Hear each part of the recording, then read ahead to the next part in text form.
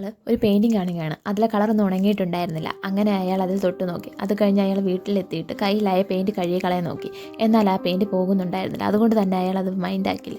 പിറ്റേ ദിവസം അയാൾ ഉറക്കം എഴുന്നേറ്റപ്പോൾ ആ പെയിൻറ്റ് 2 വിരലുമായിരുന്നു. പെയിൻറ്റായ 2 വിരലും ചെവിയുടെ അടുത്ത് വെച്ചപ്പോൾ അതിൽ നിന്ന് കിളികളുടെ ശബ്ദം കേട്ടു. അത് ശരിയാണോ എന്നറിയാൻ അവൻ അവൻ്റെ റൂംമേറ്റിൻ്റെ അടുത്ത് കൊണ്ട് കാണിച്ചു.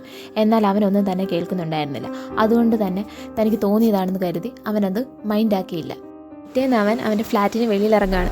അപ്പോഴാണ് അവിടുത്തെ ക്ലീനർ ആൻറ്റി ആ പെയിൻറ്റിങ്ങിൽ തന്നെ സൂക്ഷിച്ച് നോക്കി നിൽക്കുന്നത് കാണുന്നത്. അവരാകട്ടെ അവൻ്റെ കയ്യിലെ പെയിൻറ്റ് കണ്ടിട്ട് ദേഷ്യപ്പെട്ട് അവൻ്റെ വിരൽ മുറിച്ച് കളയാൻ ആവശ്യപ്പെട്ടു. പേടിച്ച് അവൻ തിരിച്ച് അവൻ്റെ റൂമിൽ വന്ന് ക്ലീനർ ആൻറ്റി പറഞ്ഞത് റൂംമേറ്റിനോട് പറഞ്ഞു. എന്നാൽ അവരതൊന്നും വിശ്വസിച്ചില്ല.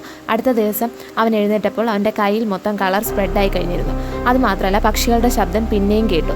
അങ്ങനെ അവൻ അവൻ്റെ കൈ മുറിക്കാൻ തീരുമാനിച്ചു. പക്ഷേ അവൻ അത് ചെയ്യാൻ പറ്റിയില്ല. അങ്ങനെ അവൻ ദേഷ്യപ്പെട്ട് ക്ലീനർ ആൻറ്റിയുടെ അടുത്ത് വന്നു. അപ്പോഴാണ് ആ പെയിൻറ്റിങ്ങിൻ്റെ കഥ പറയുന്നത്.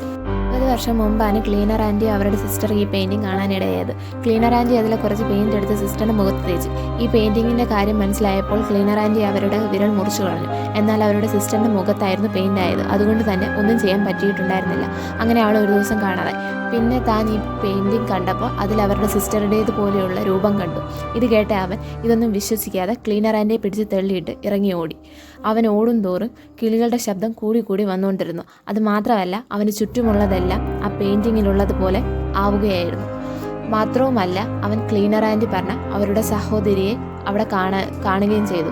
ഇതൊന്നും സഹിക്കാൻ വയ്യാതെ അവൻ അവൻ്റെ കൈ മുറിച്ചു. അപ്പോഴാണ് അവൻ്റെ രൂപം ആ പെയിൻറ്റിങ്ങിലായത്. അതൊന്നും അറിയാതെ ഇവൻ്റെ റൂംമേറ്റ് ഇവനെ തിരക്കി വന്നു. അപ്പോഴാണ് ഈ പെയിൻറ്റിങ്ങിൽ അവൻ്റെ കൂട്ടുകാരനെ കാണുന്നത്. അവനും ആ പെയിൻറ്റിങ്ങിൽ തൊട്ടു. അങ്ങനെ അവൻ്റെ രൂപം ആ പെയിൻറ്റിങ്ങിലാവുകയാണ്. ഇതെല്ലാം കഴിഞ്ഞിട്ടാണ് ആ ക്ലീനർ ആൻറ്റിയെ കാണിക്കുന്നത്. ഇവരെ ഒരുമാതിരി ക്രീപ്പി ആയിട്ട് ചിരിക്കുകയാണ്. ക്ലീനർ ആൻറ്റി ആയിരുന്നു ഇതിനെല്ലാത്തിനും പിന്നിൽ.